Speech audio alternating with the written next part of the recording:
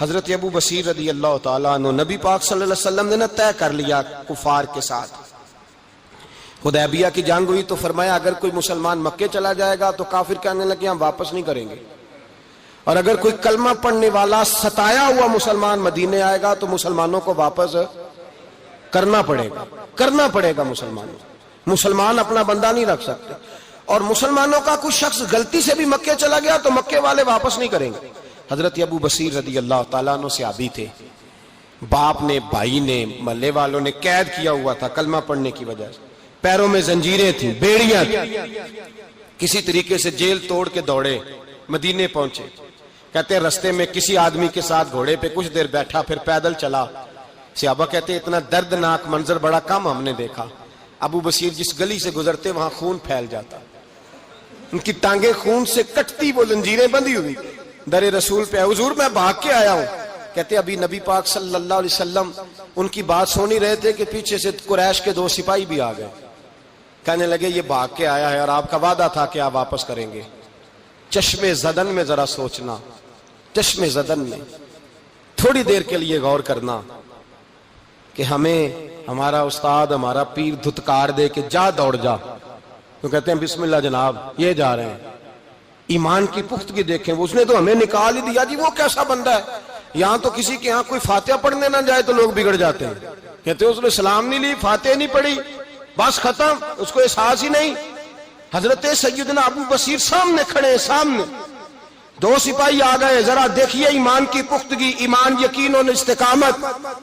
امام بہقی نے دلائل کے اندر لکھا ہے، فرماتے ہیں نبی کریم صلی اللہ علیہ وسلم نے ان کی طرف دیکھا تو حضور کی مقدس آنکھیں آنسوؤں سے بھر گئیں۔ حضور نے فرمایا ابو بصیر تیری تکلیف مجھے نظر آ رہی ہے پر میں نے وعدہ کیا ہوا ہے، میں نے وعدہ، بھئی یہاں ڈٹ کے رہنا بڑا مشکل ہے، یہاں قائم رہنا بڑا کٹھن مرحلہ ہے، یہاں آزمائش کے موقع پر دین پر انہوں نے تو رکھا ہی نہیں، لوگ تانے دیتے ہیں باتیں کرتے ہیں، رکھا ہی نہیں، تو پھر ان کا بنتا ہے۔ حضور نے فرمایا تجھے جانا پڑے گا۔ صحابہ کہتے ہیں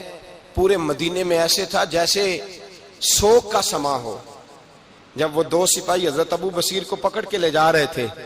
تو وہ پلٹ پلٹ کے پیچھے دیکھتے تھے، پلٹ پلٹ، پیروں میں خون ہے، آنکھیں آنسوؤں سے بھری ہوئی۔ فرماتے ہیں جب وہ پلٹ رہے تھے تو مدینے کی گلیاں بھی رو رہی تھی۔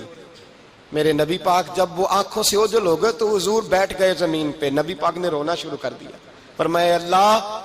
تو نے اس شخص کی مدد فرمانی ہے، اس پر کرم کرنا ہے، اللہ اس کا خیال فرمانا، اس کے لیے دعا کی، حضور روئے۔ حضرت ابو بصیر باہر نکلے تو وہ جو کافر تھے نا وہ کہنے لگے تو بڑا بنتا تھا ان کا، انہوں نے تجھے رکھا نہیں، تجھے رکھا بھی نہیں۔ تو حضرت ابو بصیر نے تھپڑ مارا منہ پہ، کہنے لگے میں وہ نہیں جو تھوڑی سی بات سے بدل جاؤں، ایمان، یقین اور استقامت کی دولت ملی ہوئی ہے۔ آپ فرمانے لگے میرا تو ایمان اور پختہ ہو گیا ہے کہ میرا نبی اپنے وعدوں کا بڑا پابند ہے، میرا رسول اپنے وعدوں کا بڑا پابند ہے۔ حضرت ابو بصیر کہتے ہیں مدینے کی سرحد گزر گئی تو میں نے کھینچی تلوار ان میں سے ایک سپاہی، اب آؤ میرے مقابلے میں جس نے آنا ہے۔ ایک کو مارا، دوسرا بھاگ گیا۔ فرماتے اب میں مکے جا نہیں سکتا تھا، جاؤں گا تو وہ زیادہ ماریں گے، مدینے حضور نے قبول نہ فرمایا۔ فرماتے ایک جنگل میں جا کے العیس نام کی ایک بستی تھی، وہاں ڈیرا لگا لیا، دریا کے کنارے، پانی پی لیتا، پتے کھا لیتا، تن تندور ہڈاں دا بالن تے اسی ہاواں نال تپایا، کپ کپ مکیاں پیڑے کیتے تے اتوں صبر پلیتھن لایا، تن دی ہانڈی تے من دا سالن اتے لون صبر دا پایا۔ غلام فریدا وے میں ساری تیری، غلام فریدا وے میں ساری تیری، تینوں اجے یقین نہیں آیا؟ فرماتے سالوں پتے کھائے، اب جو بھی وہاں سے تنگ ہوتا وہ میرے پاس آ کے پناہ لیتا، جس کو مکے والے مارتے میرے پاس آ کے کہتے تانے دینے والے آ کے کہتے ہو تم کس طرح کے نوکر ہو، تمہیں تو انہوں نے رکھا ہی نہیں۔ ہم نے کہا چپ کر جا، وہ ہمارے آقا ہیں، وہ ہمارے آقا ہیں، رکھیں تب بھی ٹھیک ہے، نہ رکھیں اللہ اکبر۔ ایمان دیکھو، قوت دیکھو، جیڑیاں خسماں دی وچ رضا وسن پاگ جاگ جاندے اونا گولیاں دے تے میں گڈی ہتھ ڈور سجن دے، او جنج رکھے اونج رہنا ہے، واجب نہیں جے وچ شریعت مندہ خسم نو کہنا۔ فرمایا بس ٹھیک ہے، جس طرح حضور راضی ویسے ہی ہم راضی۔ حضرت ابو بصیر رضی اللہ تعالیٰ عنہ کے پاس 300 صحابہ کٹھے ہو گئے،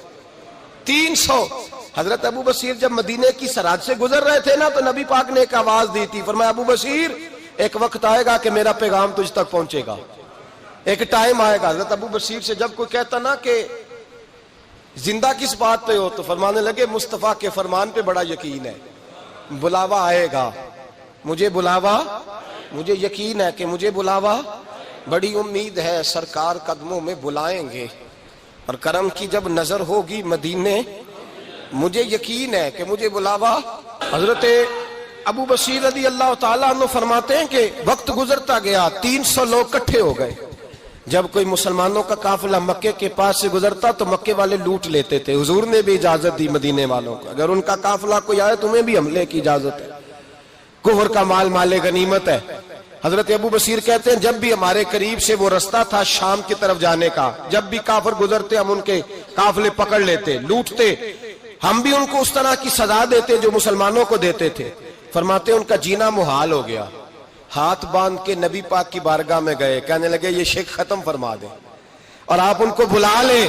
بلا لیں۔ حضرت ابو بصیر فرماتے ہیں میں بوڑھا آدمی تھا، دن بھر میں کام کرتا، محنت کرتا، اس علاقے میں کھیتی باڑی کرتا،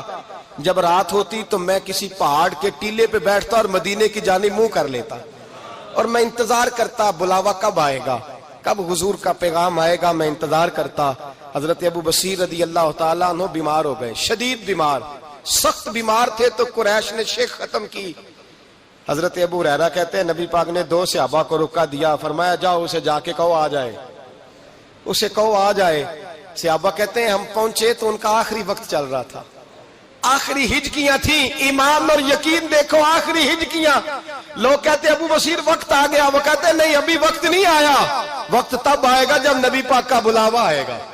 حضور کا وعدہ تھا وقت تب آئے گا جب میرے نبی کا بلاوا آئے گا، ابھی بلاوا نہیں آیا، تو ابو بصیر کا وقت بھی نہیں آیا۔ صحابہ کہتے ہم نے جا کے رکا، تھمایا، اٹھنے کی بھی طاقت نہیں تھی۔